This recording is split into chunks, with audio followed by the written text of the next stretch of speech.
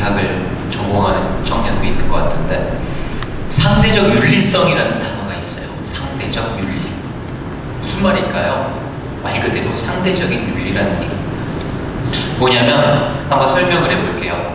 자, 나는 저 옆에 있는 사람보다 착한 사람이야. 왜? 저 사람은 10,000원을 훔쳤는데 나는 1,000원밖에 안 훔쳤거든. 말이 되나요? 어떻게 생각하세요? 굉장히 상대적이죠, 말 그대로. 근데 참 안타깝게도 우리 인간은 너무나도 약한 나머지 내가 다른 이들에 대해서 험담을 하려고 할 때, 아니면 우리가 소위 다른 사람들의 고백성사에 대해서, 고백성사 중에 우리가 저는 누구를 판단하였습니다라는 고백을 하는 그 죄에 해당하는 죄를 지었을 때 많은 경우 그런 식으로 최소한의 나에 대한 보호를 하려는 그런 습성이 있습니다. 그러다 보니까 나는 아무리 그랬어도 그래도 저 사람보다 나아. 왜? 나는 그래도 최소한 이거는 하고 있잖아. 나는 최소한 주일 미사는 나오고 있잖아. 그리고 나는 최소한 어떤 나쁜 짓은 안 하려고 노력하잖아. 등등의 여러 가지 이유로 내가 누구보다 선하고, 그렇기 때문에 나는 그 사람, 나보다 덜 선한 사람에 대해서 조금은 뒷담화를 해도 되고, 그리고 그렇게 하더라도 그렇게 문제가 되지 않는다는 생각. 그게 첫 번째고요. 두 번째는 누구에게 뒷담화를 하다 보면 왠지 뭔가 조금 더 끈끈해지는 것 같고, 그쵸? 그 매개체 하나로서 조금 더 가까워지는 것 같고, 그 죄를 나 혼자만 질 뻔했는데 같이 뒷담화를 하고 있으니까 같이 지면 되고, 이런 식으로 우리의 마음을 조금 더 가볍게 하기 위한 그런 행동들을 하고는 합니다. 근데 오늘의 복음 말씀은 그 이야기를 하고 있어요. 우리들이 아무리 그렇게 얘기한다는데 결국은 하느님을 만나게 되는 그날 우리가 직면하게 될 문제는 뭐냐면, 너는 하느님 앞에서 얼마나 올바르고 그분 앞에서 정말로 자비로운 인간으로서 살아가려고 노력했느냐, 그것을 통해서 너는 구원을 받을 수 있을 것인가 없을 것인가, 다 그것만 남아있다는 겁니다. 내가 저 사람보다 착하다는 것은 하느님 앞에서는 그렇게 문제가 되지 않는다는 얘기예요. 중요한 것은 뭐냐? 너가 나를 직면했을 때, 주님, 저는 정말 당신과 함께하기 위해서 이런 노력을 하였습니다 라고 떳떳하게 얘기할 수 있는 그것을 가지고 있느냐 없느냐의 이야기만 남는다는 것이죠. 그런데 여기에 한 가지 조건이 더 있습니다. 뭐냐면 그 안에는 나는 얼마나 자비로운 사람이 되었느냐 안 되었느냐의 문제입니다.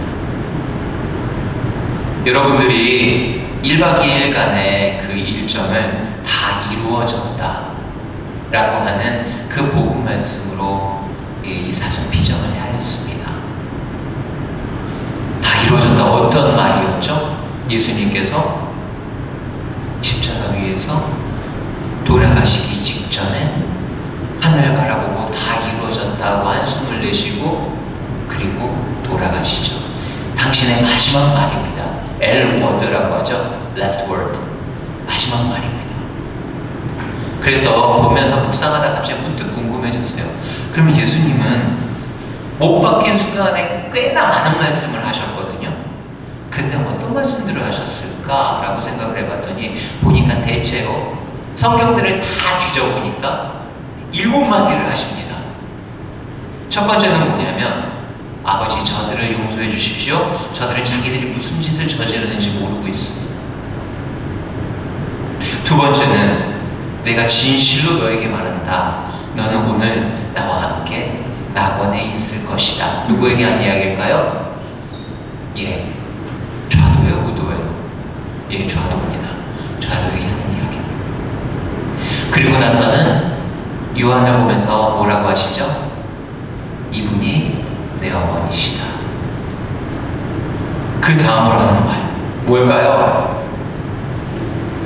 맞습니다. 엘로이 엘로이 레마 사박타니. 저희 하느님 어찌하여 저를 버리시나이까. 그 다음으로는 목마르다. 너무 잘 알고 있어요. 말씀하시죠. 아버지, 제 영혼을 당신의 손에 맡깁니다. 마지막으로 다 이루어졌다. 이 과정들을 쭉 보는데 보니까 이 안에는 인간일 수밖에 없었던 하느님의 그 모습들이 다 담겨져 있어요. 하느님의 아들이시자 하느님이었기 때문에 그 불쌍한 자기들이 무엇을 저지르는지를 모르는 그 인간들을 향한 그 연민과 슬픔으로 저들은 무슨 짓을 하고 있는지 저들이 몰라요. 얼마나 안타까워요. 하고 말씀하시면서 그들을 받아들이는 노력을 하다가 딱 뒤돌아보니까 뭐예요? 나는 늘 내 멀리 있는 사람들에게만 그리고 내가 만나는 군중들에게 그 말씀을 그 의미를 선포했건만 생각해보니까 정작 나에게 가까운 이들에 대해서는 오히려 신경을 쓰지 못했겠다라는 의미 그런 생각을 하시지 않으셨을까? 그러면서 맡기는 게 뭐예요? 이분은 내 어머니시다. 이분은 당신의 아들입니다 하고 말씀하시죠.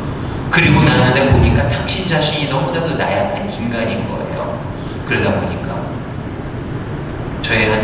저희 하느님 어째요 저를 버리시나이까 원망의 말씀도 하셨다가 그리고는 당신이 온전한 인간인 것을 어떻게 알아요? 아주 단순한 갈증을 통해서 온몸에 물이 다 빠졌기 때문에 이제 더 이상 힘들어서 목말라 죽었다. 저렇게 햇빛도 비추는데 이렇게 먼지도 많은데 이렇게 말씀 한마디 하셨겠죠. 그랬다가 다시 하느님으로서 돌아오면서 마지막 모습에서 인간을 위한 사랑과 자비의 모습을 보이시는 겁니다. 이 모든 과정들을 보면 우리들은 나약한 인간이었다가 하지만 그럼에도 불구하고 타인에 대한 희망을 갖고 그들에게 좋은 이야기를 했다가 그랬다가 나하고 갈라진 정말로 가까이에서 잘 대해줘야 되는 나의 이웃, 내 가장 가까운 사람들에 대해서 내가 정말로 소홀했다는 것을 알고 그것에 대해서 반성하고 가까이 하려고 하고 하지만 난 나약한 이기 때문에 지친다는 것을 인정했다가 결국은 모든 것은 하느님의 사랑으로 다 회개가 된다는 것을 인정하면서 하느님의 자비의 모습을 다시 한번 드러내는 이 고통의 순간이 우리 인간의 삶 안에 너무나도 자연스럽게 녹아있다는 것을 다시 한번 발견하게 되었습니다. 그리고 그 끝을 우리는 죽음이라고 이야기하지만 실제로 그 끝은 새로운 삶으로 넘어가는 순간이 되는 것이죠. 결국 인간의 삶의 과정은 무엇일까? 우리가 갖고 있는 어쩌면 히노에락 에오욕으로 그 7가지의 글자로서 정리될 수 있는 그 일상 자체가 예수님의 그 마지막 모습 안에서조차도 녹아있다는 것을 발견을 하게 됩니다. 그 이야기인즉슨 우리는 우리의 일상에서 죄를 짓기도 하고 잘못을 하기도 하고 어쩔 때는 하느님과 인간과 멀어졌다가도 다시 가까이 가려는 많은 노력들을 하게 됩니다. 그리고 그것은 지극히 자연스러운 거고 우리에게 있어서 마땅한 일이라는 것이죠. 하지만 거기서 우리가 항상 잊지 말아야 될 것은 우리가 돌아와야 될, 회귀되어야 될 곳은 어디냐? 하느님의 자비라는 그분의 품 안이다라는 겁니다. 사순이라는 이 시절 지금 3주간이 지나고 있습니다. 대략 반 정도가 지났어요. 그렇죠? 이 반의 시간을 지나면서 정말로 나는 이제 은혜로운 회개의 때를 지나고 있는데 이 회개의 때를 통해서 정말로 내가 어디까지 멀리 나갔기 때문에 당신께로 얼마나 돌아오려고 생각하고 고민하고 결정하고 있는가 그것을 바라보기에 딱 적절한 시간일 것 같습니다. 지금의 나는 어디에 가 있고 무엇을 바라보고 있으며 어떤 마음으로 바라보고 있는가 그것이 나에게 있어서 사순을 보내는 굉장히 큰 메시지가 되지 않을까 생각을 해봅니다. 그리고 여러분들이 그것에 대해서 얼마나 충실하게 바라보았을까 나는 정말 최선을 다해서 이것을 바라봤다라고 생각하던 그 순간에 아마 여러분들은 예수님의 부활을 맞이하면서 다 이루어졌다라고 고백하지 않을까 싶습니다. 그 여정 안에서 지치지 않도록 주님께 은총을 청하면서 우리의 이 사순의 기간이 우리의 나약함에도 불구하고 우리를 기다려주시는 그분에게로 나아가는 희망의 시간이